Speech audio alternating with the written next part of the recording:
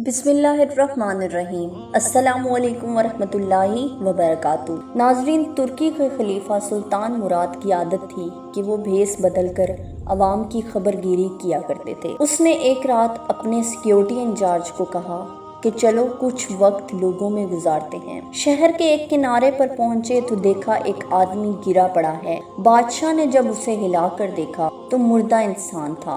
लोग उसके आसपास से गुजर कर जा रहे थे। बादशाह ने लोगों को आवाज़ दी, इधर आओ भाई।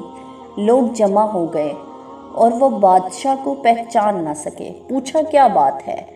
बादशाह ने कहा आदमी मरा पड़ा है, इसको किसी ने क्यों नहीं उठाया? कौन है ये और इसके घर वाले कहाँ हैं? लोगों ने कहा ये बहुत बुरा और गुनहगार इंसान है। तो सुल्तान मुराद ने कहा क्या ये उम्मत मुहम्मदिया में से नहीं है?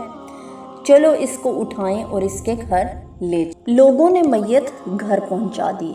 उसकी बीवी ने खाविंद की लाश देखी तो रोने लगी। लोग चले गए। बादशाह और उसका सिक्योरिटी इंचार्ज वहीं औरत का रोना सुनते रहे। वो कह रही थी मैं गवाही देती हूँ बेशक तू अल्लाह का वली है और नेक लोगों में से है। सुल्तान मुराद बड़ा मुतअज्जिब हुआ, ये कैसे हो सकता है?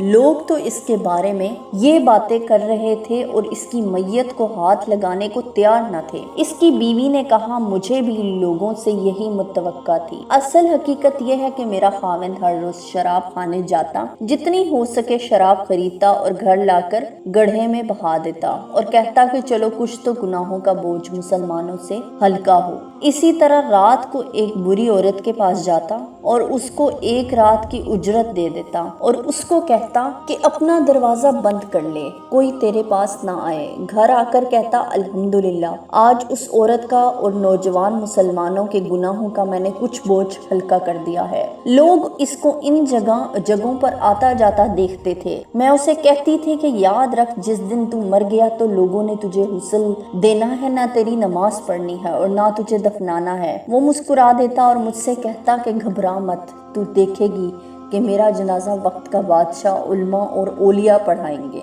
ये सुनकर बादशाह रो पड़ा और कहने लगा मैं सुल्तान मुराद हूँ, कल हम इसको गुस्ल देंगे, हम इसकी नमाज़े जनाजा भी पढ़ाएंगे और इसकी तदफीन भी करवाएंगे। चुनाचे इसका जनाजा बादशाह उल्मा ओलिया और कसीर अवाम ने पढ़ा। आज हम बज़ाहिर कुछ देर देखकर या महज दूसरों से सुनकर अहम फैसले कर बैठते हैं। अगर हम दूसरों के दिलों के भेद जान जाएं तो हमारी ज़ुबानें गूंगी हो जाएंगी।